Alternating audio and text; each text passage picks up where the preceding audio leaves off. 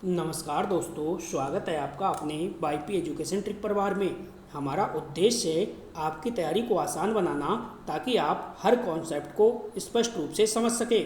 तो जैसा कि आपको ज्ञात है, वाईपी एजुकेशन ट्रिक चैनल पर इस टाइम चल रहा है संस्कृत का प्रैक्टिस सेट और आपका संस्कृत का ये प्रैक्टिस सेट 4 नंबर का है। ठीक है, अभी तक इससे पहले 3 प्रैक्टिस सेट हम आपको करा चुके हैं। और एक बात आपको बता दें, देखिए संस्कृत की संपूर्ण तैयारी जो है वाईपी एजुकेशन ट्रिक चैनल पर हो चुकी है। यानी संस्कृत का मैं संपूर्ण कोर्स आपका समाप्त कर चुके हैं। यूट्यूब पे प्लेलिस्ट बनी हुई है, आप प्लेलिस्ट से अपनी ज़रूरत के हिसाब से पढ़ लीजिएगा। और कॉन्सेप्ट क्लियर करने के बाद दोस्तों हमने आपके लिए प्रैक्टिस सेट जो करा रहे हैं, ये चौथा वाला प्रैक्टिस सेट है। इसके साथ में हमने टॉपिक वाइज आपके लिए रिवीजन भी कराई गई है। ठीक है, टॉपिक वाइज हमने रिवीजन भी आपका करा रखा है, तो वो भी आपको प्लेलिस्ट से ही पढ़ना होगा। तो आज देखिए प्रैक्टिस सेट 4 है, तो इस वीडियो के अंदर प्रैक्टिस सेट 4 को सॉल्व करेंगे। तो आपको बताना चाहेंगे कि आप वाईपी एजुकेशन ट्रिक चैनल पे पहली बार आए हैं तो आप चैनल को सब्सक्राइब कर लीजिएगा और बराबर में बेल आइकन की घंटी है उसको भी प्रेस कर लीजिए। इससे क्या होगा कि जब भी हम वीडियो को अपलोड करेंगे तो उसका नोटिफिकेशन सबसे पहले आपके पास पहुँच जाएगा। अभी देखिए, अभी यूपी टेट एग्ज़ाम से लगभग में 20 से 22 दिन हैं, 20 से 22 दिन हैं आपके पास, और मैंने संपूर्ण संस्कृत आपकी समाप्त कर दी है। तो आप 20 से 22 दिन हैं, आप अगर आज से ही एक एक टॉपिक को अच्छे से पढ़ेंगे, एक दिन में एक ही टॉपिक पढ़ना, ज़्यादा टॉपिक नहीं पढ़ना, क्योंकि संस्कृत है, हो सकता है आपकी समझ में ना आए। जिसका बैकग्राउंड संस्कृत का नहीं है, जिसने कभी भी संस्कृत नहीं पढ़ी है, तो उसके लिए समस्या हो सकती है। तो वो सिर्फ एक दिन में एक ही टॉपिक पढ़ेगा, एक टॉपिक अच्छे से पढ़े और उस टॉपिक की एमसीक्यूज तुरंत ही लगा ले। ठीक है, वो भी मैंने कराया हुआ है। ठीक है, तो आप एक एक टॉपिक करोगे तो 20 से 22 टॉपिक आराम से आपके कवर हो जाएंगे। संस्कृत में आपको घबराने की कोई भी आवश्यकता नहीं है, इतना आप कर लीजिए। ठीक है, तो चलिए बिना किसी देरी के करते हैं वीडियो को स्टार्ट। चलिए एक महत्वपूर्ण सूचना और ले लीजिए, तभी अपने लोग प्रैक्टिस सेट को स्टार्ट करेंगे। क्योंकि देखिए काफ़ी जो छात्र हैं, हमारे भाई बहन हैं, वो कॉल और एसएमएस करते हैं, तो प्रत्येक का जवाब देना थोड़ा सा मुश्किल होता है। ठीक है, तो मैं यहीं पे आपको जो सूचना है वो दे देता हूँ। देखो यूपी टेट का या तो आपका पेपर 1 है या फिर पेपर 2 है, तो दोनों के लिए संस्कृत के नोट्स उपलब्ध हैं। बेहतरीन संपूर्ण थ्योरी नोट्स मिलेंगे और आपको 3000 एमसीक्यूज टॉपिक वाइज आपको मिलेंगे।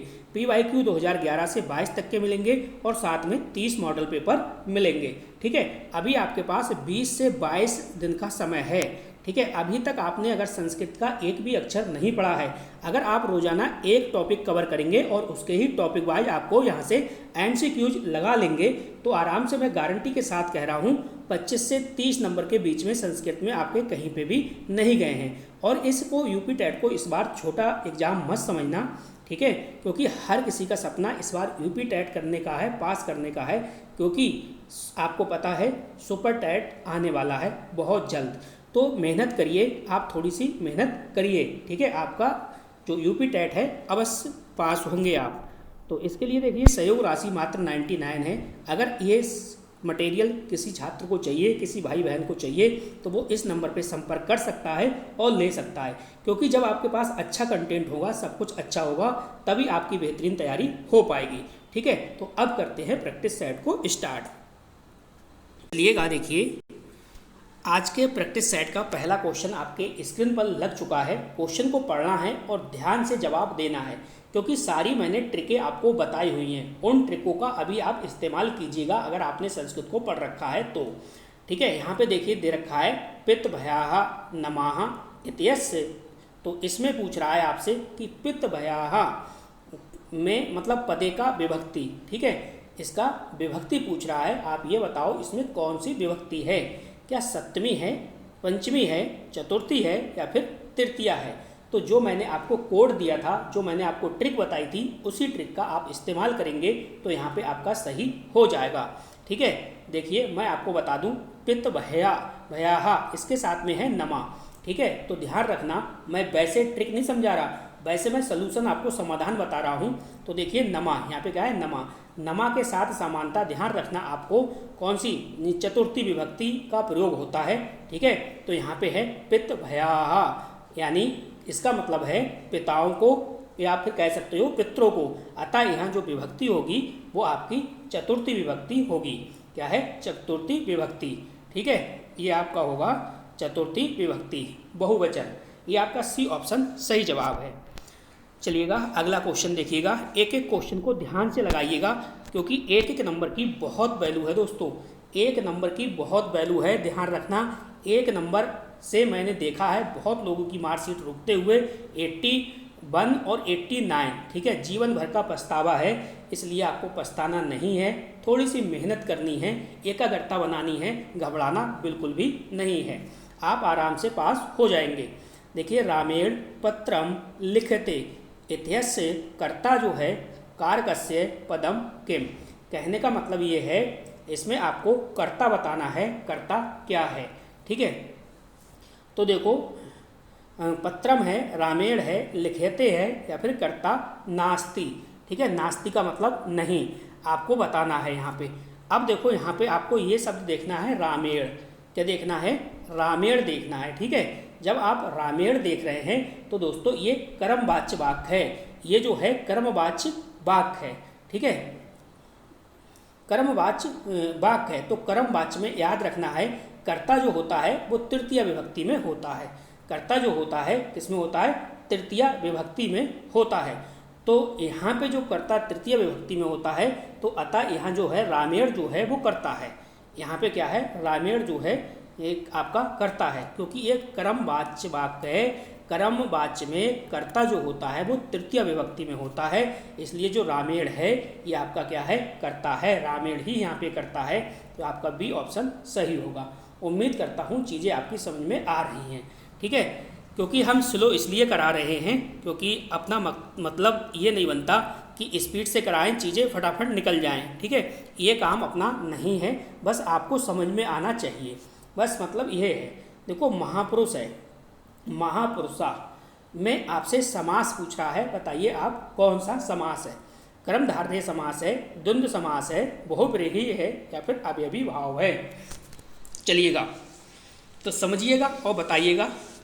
तो देखिए यहाँ पे इसको पहले आप विच्छेद कर लीजिए, समास का विग्रह आप कर लीजिए। विच्छेद होता है संधि का, समास का होता है विग्रह, ये बात आपको ध्यान में रखनी है। तो देखो महापुरुषाः, तो इसका जब आप करेंगे तो हो जाएगा महान, महान चा। ठीक है, महान चा असो, महान चा असो पुरुषो चा, पुरुषा चा। ठीक है, तो ये हो जाएगा। जब ये हो जाएगा महापुरुषा का समास विग्रह महान चा असो पुरुषा चा। ठीक है, ये आपका यहाँ पे बनेगा। जब ये बनेगा तो यहाँ पे आप देख रहे हैं जहाँ विशेष और विशेषण का संबंध होता है वहाँ कौन सा समास होगा? तो वहाँ पे कर्मधारय समास होगा। ए ऑप्शन आपका सही है। चलिए अगला क्वेश्चन। अगला क्वेश्चन देखिए सस्ता सा है, क्वेश्चन में कोई प्रॉब्लम नहीं है। आपको ये बताना है कि भाई उपसर्ग क्या है। ठीक है, विद्यालय में उपसर्ग क्या है? तो आ है, सम है, बी है, प्रा है। तो ये आसान सा क्वेश्चन था। क्या है? सी ऑप्शन आपका सही हो जाएगा। ठीक है, बी धन विद्या, यानी जो है विद धातु से बना शब्द है ये, तो बी क्या होगा? उपसर्ग होगा। अगला क्वेश्चन देखिए, क्वेश्चन नंबर 5। क्वेश्चन क्या कह रहा है? क्वेश्चन को ध्यान से समझिएगा और ध्यान से आपको जवाब देना है। देखो करिष्यामि क्या है? करिष्यामि इति क्रियापदे का लकारा। ठीक है, तो आपको यहाँ पे लकार बताना है, कौन सा लकार है। अब जल्दी से ट्रिक निकाल लो, जो मैंने आपको टेबल बनवाई थी इस प्रकार की वाली टेबल।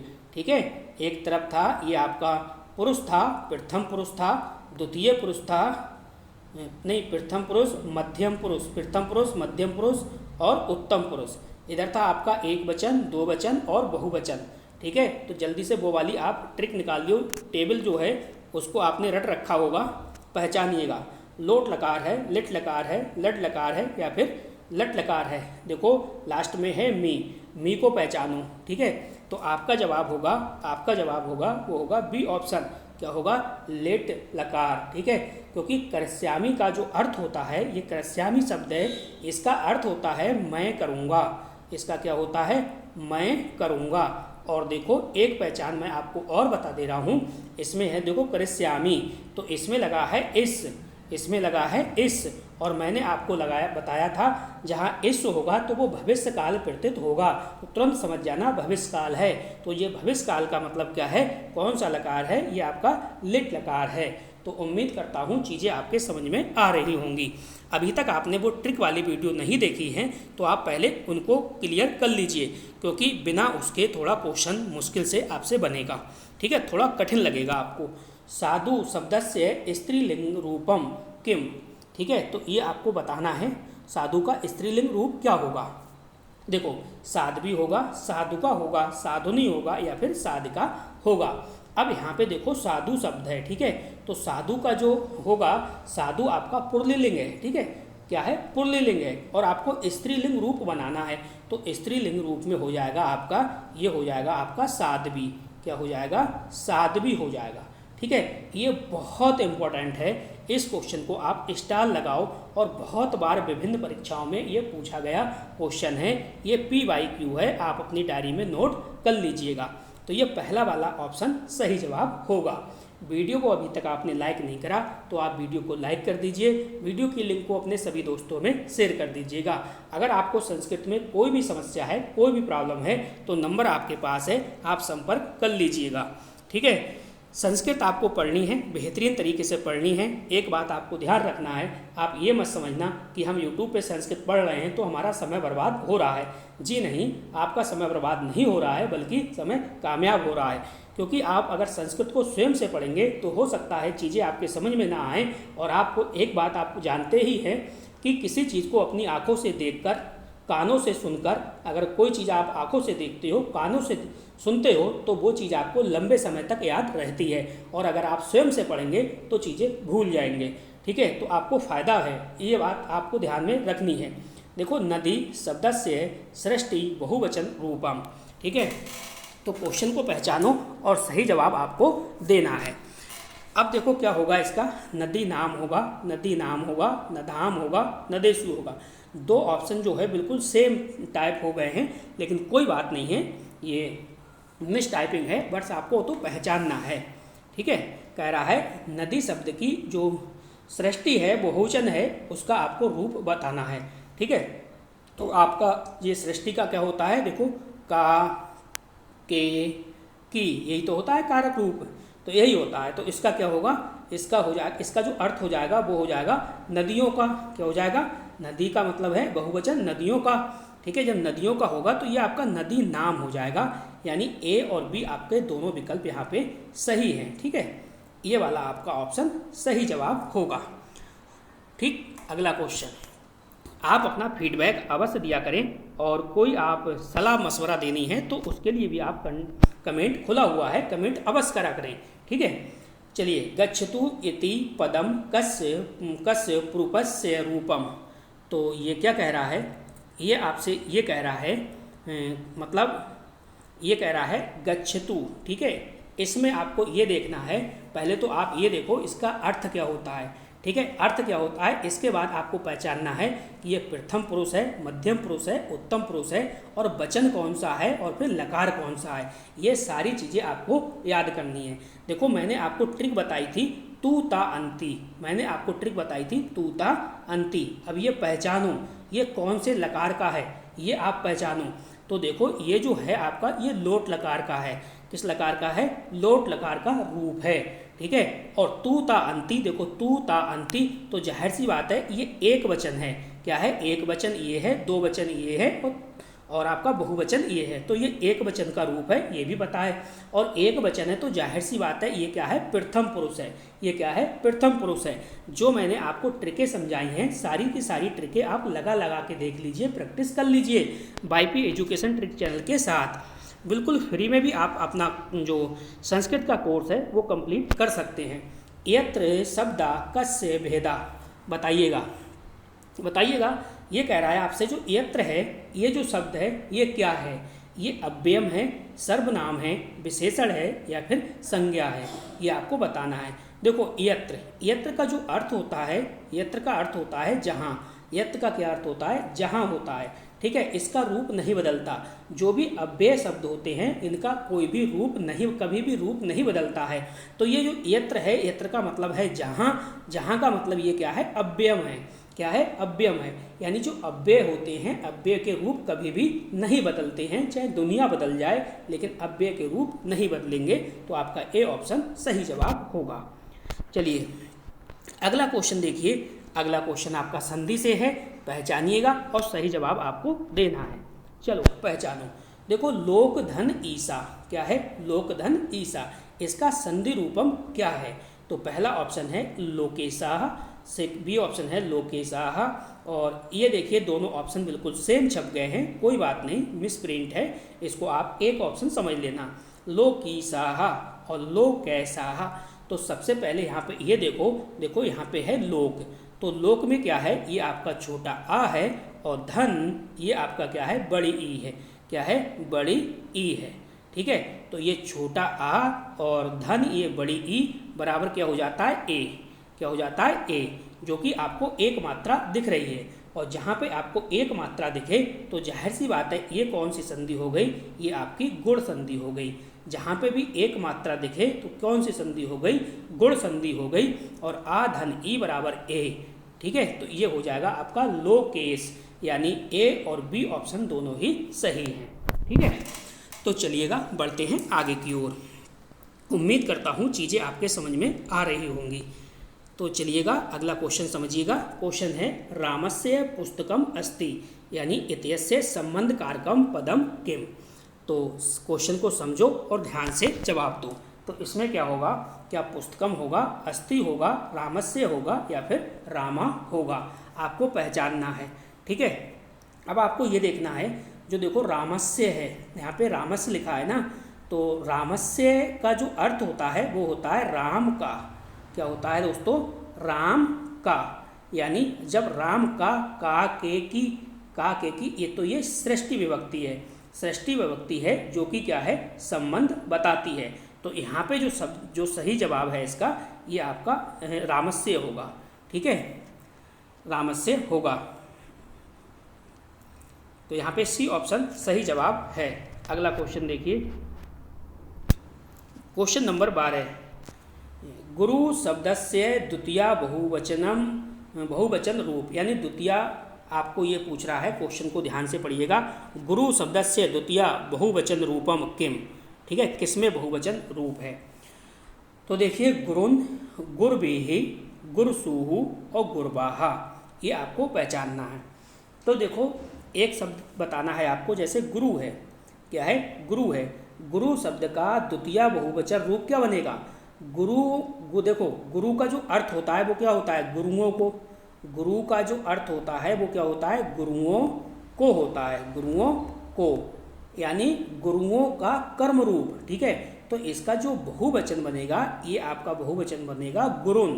क्या बनेगा, गुरुन, यानी पहला वाला ऑप्शन यहाँ पे आपका सही जवाब हो जाएगा। चलिए अगला क्वेश्चन देखिए। क्वेश्चन नंबर 13 क्या कह रहा है, इसको ध्यान से समझो। नीलोत्पलम इति समासस्य भेदा का अस्ति।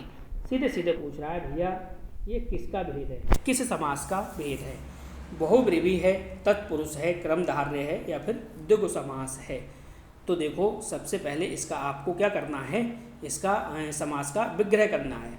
अब देखो यहाँ पे आपको दिखाई दे रहा है नीलोत्पलम शब्द लिखा है, तो जाहिर सी बात है यहाँ पे, यानी नीलम, नीलम का मतलब सीधे सीधे नील से समझो। ठीक है, जहाँ यहाँ पे आपको साफ साफ दिखाई दे रहा है विशेषण और विशेष का मेल हो रहा है। जहाँ विशेषण और विशेष का मेल होता है वहाँ आपका कर्मधारय समास होता है। चलिए अगला क्वेश्चन। अगला क्वेश्चन देखिए प्रत्यय से है। तो दृष्टवा इति पदे का प्रत्यय, तो बताइएगा इसमें कौन सा प्रत्यय है? कत प्रत्यय है, कतवा प्रत्यय है, लुट प्रत्यय है या फिर सत प्रत्यय है? तो बताइएगा, ध्यान से समझिएगा। देखो यहाँ पे दृश्य धातु है, दृश्य धातु है प्लस क्या है, कतवा, प्लस क्या है, कतवा, यानी ये बन जाएगा आपका दृष्टवा। ये क्या बन जाएगा, दृष्टवा। तो आप करके अर्थ देने वाले में क्या हो रहा है, कतवा प्रत्यय हो रहा है। ये क्या है? कतवा प्रत्यय लगा है, तो जाहिर सी बात है बी ऑप्शन यहाँ पे सही जवाब होगा। चलिए अगला क्वेश्चन को पढ़िएगा और जवाब दीजिएगा। क्वेश्चन पढ़िए और जवाब दीजिए। बताइए क्या होगा इसका सही जवाब। कुत्र होगा, कथम होगा, कुत्ता होगा, क्यों होगा, बताइएगा। तो देखो यहाँ पे है किमर्थम, ठीक है। क्या है? किमर्थम। किमर्थम मतलब किस प्रयोजन से। किमर्थम का मतलब है यहाँ पे किस प्रयोजन से। क्या है? किस प्रयोजन से, किस प्रयोजन से, ठीक है। और हिंदी अगर अर्थ की बात करूँ तो इसका मतलब होता है क्यों। हिंदी अर्थ की बात करूँ तो इसका मतलब होता है क्यों, यानी डी ऑप्शन आपका सही जवाब होगा। अगला क्वेश्चन देखिए, क्वेश्चन नंबर 16। क्वेश्चन में कह रहा है पठन इति पदम कस्य प्रत्ययस्य उदाहरणम। तो बताइएगा सही जवाब क्या होगा। यहाँ पे आपको प्रत्यय बताना है कि इसमें कौन सा प्रत्यय है। तो देखो यहाँ पे है पठन, ठीक है। क्या है? पठन। पठन का मतलब क्या है? पढ़ता हुआ। पठन का मतलब क्या है? पढ़ता हुआ, ठीक है। अर्थात सीधे सीधे वर्तमान काल के कृदंत में जो है सत प्रत्यय लगता है। क्या है? यहाँ पे सत प्रत्यय लगता है। सी ऑप्शन आपका सही जवाब हो जाएगा। तो चलिएगा अगला क्वेश्चन देखिएगा। अगला क्वेश्चन भी आपकी स्क्रीन पर है। क्वेश्चन को पढ़िएगा और सही जवाब आपको देना है। चलिए क्वेश्चन को पढ़िए और सही जवाब आपको देना है। सत्यम ब्रुयात प्रियम ब्रुयात इति कथनस्य श्रोता का, ये किस से लिया गया है? ये आपसे पूछ रहा है। प्रसिद्ध युक्ति है, तो ये किस से है? मनुस्मृति, गीता, रामायण, महाभारतम, बताइएगा। तो ये देखिए आपका सही जवाब होगा ए ऑप्शन मनुस्मृति है। चलिए 18वां क्वेश्चन। मात्र शब्दस्य तृतीया एक वचन रूपम किम मात्रा मात्रम मातु मातृहि, बताइएगा। तो देखो समझाइएगा, ध्यान से समझिएगा। देखो मात्र का ये क्या है? मात्र शब्द जो होता है वो तृतीया एक वचन का रूप, तृतीया एक वचन का जो रूप होगा वो आपका मात्रा होता है। क्या होता है? मात्रा होता है। अगर मैं अर्थ की बात करूं, तो होता है माता के द्वारा। क्या होता है? माता के द्वारा होता है, ठीक है। तो यहाँ पे जो आपका सही जवाब है पहला वाला ऑप्शन हो जाएगा मात्रा। चलिए अगला क्वेश्चन देखिए। अगला क्वेश्चन आपको ध्यान से देखना है और बताना है हरि धन इहि इत्यस्य संधि रूपम किम। तो बताइएगा इसमें सही जवाब क्या होगा। पहला option B, A option, B option, C option, D option. पहला और आपका ए और बी, बताइएगा सही जवाब क्या होगा। देखो ध्यान रखना, जो विसर्ग है ये विसर्ग, ठीक है। ये जो विसर्ग लगा है तो विसर्ग के बाद क्या है? स्वर आने पर, विसर्ग के बाद ध्यान रखो, विसर्ग के बाद स्वर आने पर विसर्ग का क्या हो? रा हो जाता है। विसर्ग का क्या हो जाता है? रा हो जाता है। तो ये क्या बनेगा? ये आपका बनेगा हरि रिहे। क्या बनेगा? हरि रिहे, यानी बी ऑप्शन आपका यहाँ पे सही जवाब हो जाएगा। अगला क्वेश्चन देखिए, क्वेश्चन नंबर 20 क्या कह रहा है? वयम विद्यालयम गच्छामा, बताइए इत्यस्य क्रियापदम कस्य पुरुषस्य अस्ति। तो सही आपको बताना है कौन सा पुरुष है। वो प्रथम पुरुष है, मध्यम पुरुष है, उत्तम पुरुष है, ना ज्ञातते, बताइएगा। देखो ध्यान से समझो, यहाँ पे है वयम। क्या है? वयम। और वयम का अगर मैं आपसे अर्थ पूछूं तो वयम का मतलब होता है हम। वयम का क्या मतलब होता है? हम होता है। यानी हमसे संबंधित जो क्रिया होगी तो वो क्या होगी? उत्तम पुरुष होगी। क्या होगी? उत्तम पुरुष होगी। सी ऑप्शन सही जवाब हो जाएगा। अगला क्वेश्चन देखिए, ये आपका पर्यायवाची है। जलम है, जलम शब्द से पर्यायवाची का, यानी जलम का जो पर्यायवाची है वो क्या है? देखिए बही है, अम्बु है, अनिल है, नभ है। अब देखो यहाँ समझो, देखो जो जल है, ठीक है। जलम ये नपुंसक लिंग में है भी, लेकिन जो जल है, देखो जल के प्रमुख पर्यायवाची कौन से होते हैं? जल के जो पर्यायवाची होते हैं वो होते हैं अम्बु। क्या होते हैं? अम्बु, ठीक है, क्या होते हैं अम्बू, बारी, क्या होता है बारी, और क्या होता है तोए, और क्या होता है सलिल, और क्या होता है सलिल। ठीक है, तो इनमें देखो सबसे सही जवाब क्या होगा, आपका बी ऑप्शन होगा, बी ऑप्शन सही है अम्बू। ठीक है, चलिए 21 क्वेश्चन हो चुके हैं। वीडियो को अभी तक आपने लाइक नहीं करा तो वीडियो को लाइक करिए और वीडियो को अपने सभी दोस्तों में शेयर कर दीजिएगा। चलिए, धर्माः शब्दस्य विलोम पदम किम, तो आपको इसका विलोम बताना है। तो सरल सा है, कर्म है, सत्य है, अधर्मा है, नीति है। तो धर्म और अधर्म, धर्म और अधर्म, सीधे सीधे सी ऑप्शन हो जाएगा। यानी धर्म का जो विपरीत अर्थ वाला शब्द होता है वो अधर्म होता है। तो ये सीधा विलोम शब्द है, ये आपको ध्यान में रखना है। चलिए अगला क्वेश्चन देखिए। क्वेश्चन नंबर 23 आपसे क्या कह रहा है। क्वेश्चन कह रहा है अहम पुस्तकम पठामि। ठीक है, तो इत्यस्य संस्कृत वाक्य कर्ता का। क्वेश्चन को पढ़ो और ध्यान से आपको पहचानना है। क्या है, पठामी होगा, पुस्तकम होगा, अहम होगा, कर्ता नास्ति होगा। पहचानिए। देखो ध्यान देना है, जो कार्य करता है वही कर्ता होता है, यानी जो कार्य करता है वही कर्ता होता है। अब यहाँ पे देखो अहम पुस्तकम पठामी, अहम का मतलब होता है मैं, अहम का क्या मतलब होता है मैं, यानी जो कार्य करता है वही कर्ता कहलाता है। यहाँ पर पढ़ने वाला यानी अहम, यानी क्या है मैं हूँ, क्या है मैं हूँ। तो यहाँ पे सही जवाब क्या होगा, आपका सी ऑप्शन हो जाएगा, सी ऑप्शन बिल्कुल सही जवाब हो जाएगा। चलिए अगला क्वेश्चन देखो। रामा सीतया सह वनम गच्छति, तो सीतया पदे का कारका, बताइएगा। सही जवाब आपको देना है, यानी कारक आपसे पूछ रहा है कौन सा कारक है। तो कर्म है, करण है, अपादान है या फिर अधिकरण है, पहचानो। देखो यहाँ पे है सह, रामः सीतया सह वनम गच्छति, यानी सह के साथ जो है आपका ये आता है तृतीय विभक्ति। कौन सी विभक्ति आती है, तृतीय विभक्ति आती है। तो यहाँ पे जो है वो सीतया है, यहाँ पे क्या है सीतया, सीतया बराबर सीधे सीधे हो जाएगा सीता के साथ, क्या हो जाएगा सीता के साथ, यानी सीता के साथ का मतलब है करण कारक है, क्या है करण कारक है। बी ऑप्शन आपका सही है। चलिए अगला क्वेश्चन देखिएगा। अगला क्वेश्चन आपका क्या कह रहा है। क्वेश्चन आपसे कह रहा है एक विसंति इति संज्ञा कति, यानी 19 है, 20 है, 21 है या फिर 22 है। तो आपको सही जवाब आपको देना है। ये दोस्तों बहुत इम्पोर्टेंट है, इस पर स्टार लगाओ, ये क्वेश्चन पूछा जा सकता है। अब देखो यहाँ पे, देखो यहाँ पे क्या है विसंति, तो विसंति का मतलब होता है 20 और एक विसंति, तो 20 में एक जोड़ दो तो क्या हो जाएगा आपका 21 हो जाएगा। ठीक है, वैसे 20 में एक जो है वो इस साइड जोड़ोगे इसके भाग के हिसाब से, लेकिन कोई बात नहीं है, 20 और 1 21 ही होता है। ठीक है, कोई टेंशन नहीं है। चलो अगला क्वेश्चन देखो। अगला क्वेश्चन क्या कह रहा है, अध्यापका शब्दे का उपसर्गा। आपको इसमें पहचानना है कि भाई उपसर्ग क्या है। अधि उपसर्ग है, अनु है, प्रति है या फिर अपि है।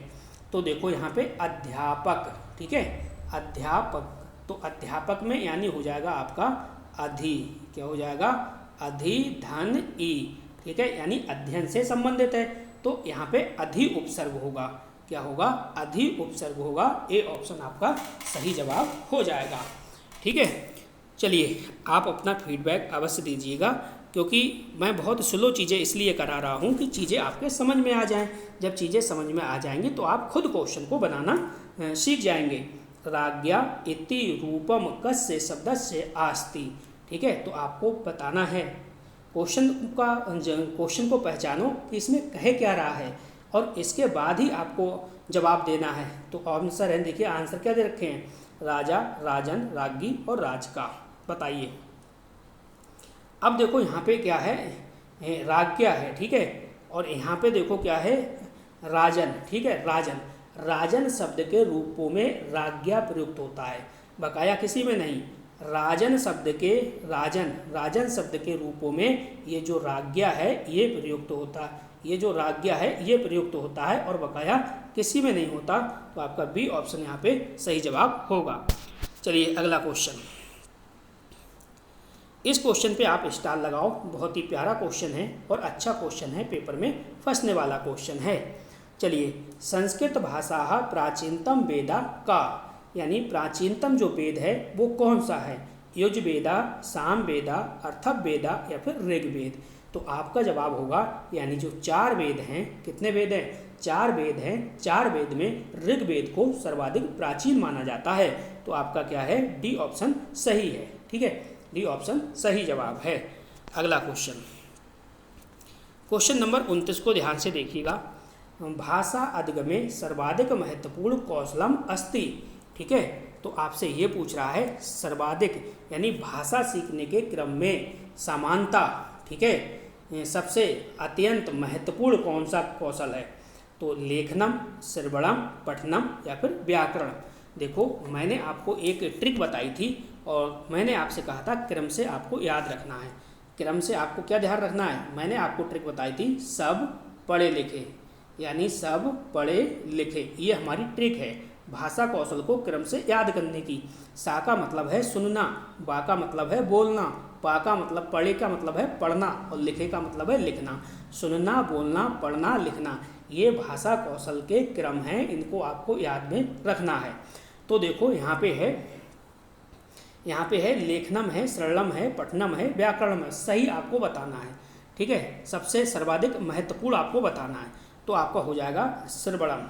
क्या हो जाएगा? श्रवणम, यानी भाषा सीखने का क्रम मैंने आपको बता दिया और इसलिए जो है वो श्रवणम है। श्रवणम यानी सुनना कौशल जो है वो अत्यंत महत्वपूर्ण है। तो बी ऑप्शन आपका सही होगा। चलिए अगला क्वेश्चन देखिएगा। आज की वीडियो का प्रैक्टिस सेट का लास्ट क्वेश्चन है, विद्या ददाति विनयम इत वाक्य विद्या पदम किम। तो बताइएगा ये क्या कहना चाह रहा है और सही जवाब आपको देना है। तो ये कर्म है, विशेषण है, कर्ता है, अव्यय है। इति वाक्य विद्या पदम किम, बताइएगा। तो देखो यहाँ पे आपको पहचानना है कि भैया ये क्या है, कर्म है, विशेषण है, कर्ता है या अव्यय है। देखो, विद्या ददाति विनयम, यानी विद्या ही ददाति मतलब देती है, विद्या ही देती है। तो जाहिर सी बात है देती है, क्रिया का कार्य कर रही है। तो विद्या जो यहाँ पे है, यहाँ पे जो विद्या है ये आपका कर्ता है। विद्या क्या है? ये आपका कर्ता पद है। तो यहाँ पे जो है वो आपका सी ऑप्शन बिल्कुल सही जवाब होगा। तो चलिए आज का जो प्रैक्टिस सेट 4 था वो आपका कंप्लीट हो गया। बताइएगा अगर संस्कृत में आपको कोई भी समस्या है तो आप बताइएगा, आपकी प्रॉब्लम सॉल्व की जाएगी। नंबर है 8650415957। ठीक है, बेहतरीन कंटेंट आपके पास होगा, तैयारी करते हुए तभी आनंद आएगा। चाहे कंटेंट किसी भी कोचिंग इंस्टीट्यूट का हो, किसी भी या कोई भी आपके पास बुक हो, ठीक है, ये मैटर नहीं करता कि नोट्स कैसा है, बस कंटेंट अच्छा होना चाहिए जो समझ में आए। ठीक है, ऐसा कंटेंट आपके पास है तो आप उसी को बार बार पढ़िए, 2-3 बार पढ़िए, संस्कृत आप सीख जाएंगे। तो चलिए इस वीडियो में इतना ही था। वीडियो देखने के लिए आपका बहुत बहुत धन्यवाद। मिलते हैं नेक्स्ट वीडियो में। Thank you.